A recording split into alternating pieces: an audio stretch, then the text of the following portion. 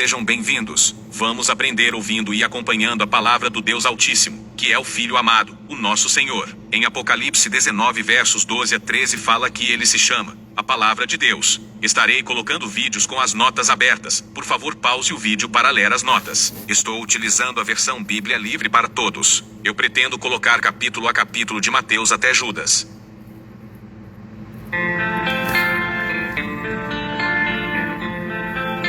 Quatorze anos depois, voltei para Jerusalém com Barnabé. Eu levei Tito comigo. Fui por causa do que Deus tinha revelado para mim. Lá, eu me encontrei, em particular, com os líderes reconhecidos da igreja, e lhes expliquei o evangelho que eu estava anunciando entre os não-judeus. Eu não queria que o caminho que eu tinha seguido, e pelo qual eu tinha trabalhado tão intensamente, desse em nada. Ninguém nem mesmo insistiu para que o meu companheiro de viagem, Tito, um grego, fosse circuncidado. Porém, alguns falsos irmãos se juntaram ao grupo, com a finalidade de espionar a liberdade que temos em Cristo Jesus, para tentar nos tornar escravos. Mas, em nenhum momento nos rendemos a eles, nem mesmo por um único minuto, pois queríamos garantir que a verdade do Evangelho fosse mantida inalterada para vocês. Mas, aqueles considerados como sendo importantes não acrescentaram nada ao que eu havia falado. E não me interessa que tipo de líderes eles eram, pois Deus não julga as pessoas pela aparência, como nós fazemos. Pelo contrário, eles perceberam que eu recebi de Deus a responsabilidade de anunciar o Evangelho para os não-judeus,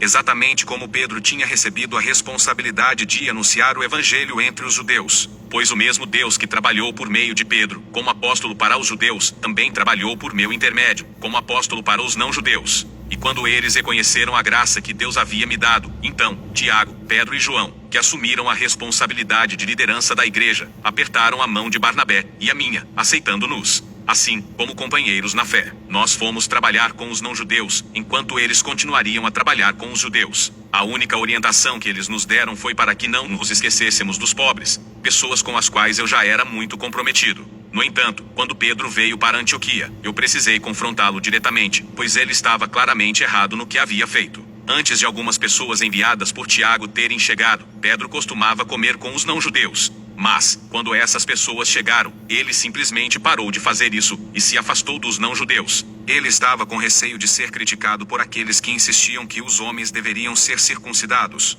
Assim como Pedro, outros judeus cristãos se tornaram hipócritas também, ao ponto de até mesmo Barnabé ter sido convencido a seguir a hipocrisia deles. Quando percebi que eles não estavam se posicionando firmemente em relação à verdade do Evangelho, eu disse a Pedro, diante de todos: você é judeu, mas não está vivendo como judeu e sim como não-judeu. Por que você está forçando os não-judeus a viverem como os judeus? Nós podemos ser judeus de nascimento, e não pecadores como os pagãos. Sabemos, contudo, que ninguém se torna justo por fazer o que a lei ordena. A única forma de sermos justos é por meio da fé que temos em Jesus Cristo. Nós cremos em Cristo Jesus, por isso somos considerados justos. Nós colocamos nossa confiança em Cristo, e não em fazer o que a lei manda, pois ninguém se torna justo ao seguir as exigências da lei. Mas, ao buscarmos nos tornar justos em Cristo, reconhecemos que somos pecadores. Então, significa que Cristo está a serviço do pecado? É claro que não. Pois se eu fosse reconstruir o que destruí, então, demonstraria apenas que sou um violador da lei. Pois, quanto à lei, eu morri para a lei, para que eu possa viver para Deus.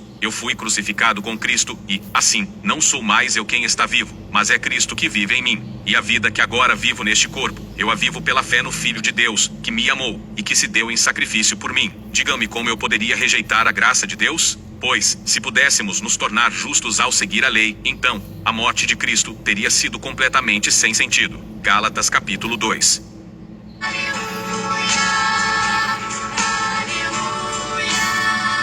Yahvé, Deus Altíssimo, no poder da Tua palavra, Seu Filho amado, o nosso Senhor, nos abençoa e nos guarda, nos ilumina e nos guia por um bom caminho.